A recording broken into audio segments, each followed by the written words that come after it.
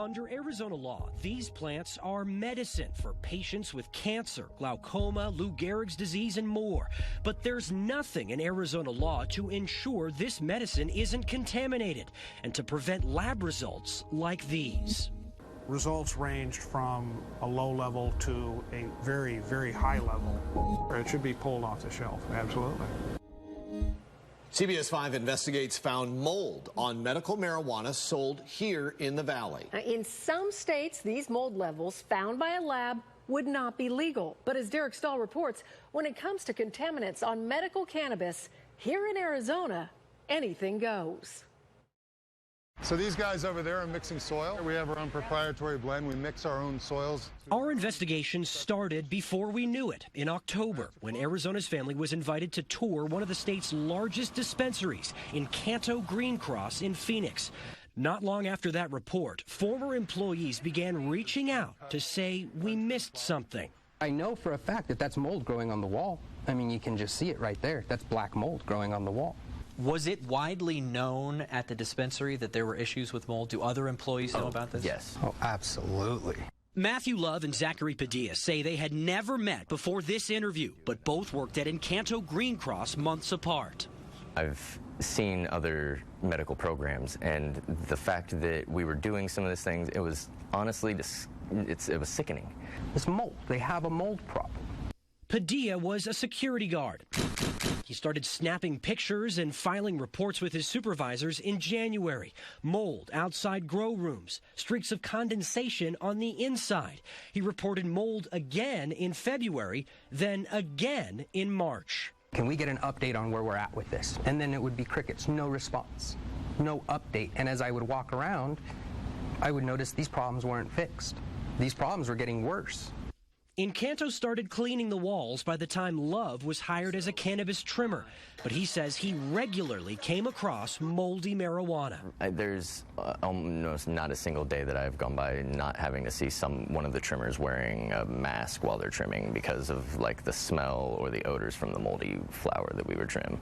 I was having personal adverse reactions to some of the flour, like I would develop like rashes and start itching out of nowhere some days. He says all the trimmers were under pressure to turn in a pound of trimmed cannabis in every 8-hour shift. So many people will be in a rush, and when you take the moldy flour out, that subtracts from your total and that affects your rate a bit. Some trimmers would just trim it and throw it into their actual trim bins to be weighed for regular.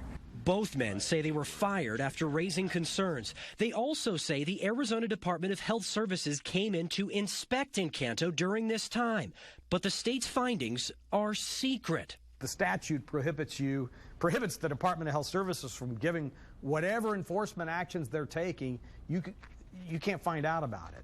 Will Humble is the former director of the department. The compliance and enforcement, the inspection records, all those things are kept secret. And it's not the ADHS's fault. That's the voter-approved language says that. Encanto Green Cross sent us lab results showing its products passed safety tests. They screen for pesticides and do a visual inspection with a microscope for foreign matter, including mold. But 2 lab directors told us those visual tests can miss a lot of microorganisms. So we decided to do some tests that look deeper. We arranged to have a medical marijuana cardholder buy 4 different strains of cannabis flower products at Encanto, then took the samples to an independent testing facility in Phoenix called Delta Verde Laboratory, and we hired them to run tests for what's called total yeast and mold. Days later, the results are in. All of the samples were positive for yeast and mold, which is normal. Yeast and mold are just about everywhere. It's the amount that matters. We found medical journals documenting a handful of cases where patients with compromised immune systems got infections like fungal pneumonia from moldy marijuana. But there is currently no universally accepted standard for just how much mold is safe. Arizona has no safety testing standards for marijuana at all, but states like Colorado and Washington do. The recommended limit for this type of material would be 10,000 colony-forming units per gram. Of the 4 samples that you submitted, 3 of them would not have passed that recommended limit. That doesn't mean this material necessarily is going to be injurious to anybody's health, but it's clearly not a desirable situation to have a high level of microbial contamination. The samples ranged from 12,000 to 20,000 to the Valentino OG, which had mold levels that were off the charts. What we would call TNTC, too numerous to count. Should they be pulled off the shelf? I would think so, yes. These former employees say it's clear Encanto Green Cross has a mold problem. What's not clear is how many other dispensaries have one too. I think that our lawmakers need to really sit down and say, okay, we've taken the step of making this medication available for patients, but now we need to start controlling the quality of the medication that our patients in the state are receiving. Encanto is the only dispensary we got complaints about, but mold is an industry-wide concern. And we've been in contact with the dispensary through a PR firm for the last 2 weeks, asking for information and an interview. Yesterday, the head of the dispensary agreed to sit down with us so we could give them the results.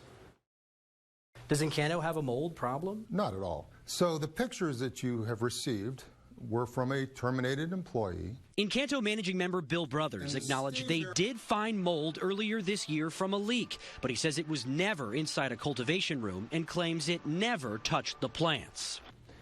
When the guard that was terminated reported it to us, we immediately, within 24 hours, notified management and remediation practices were put in place. We removed the drywall, we repaired the leak, and the system was restored.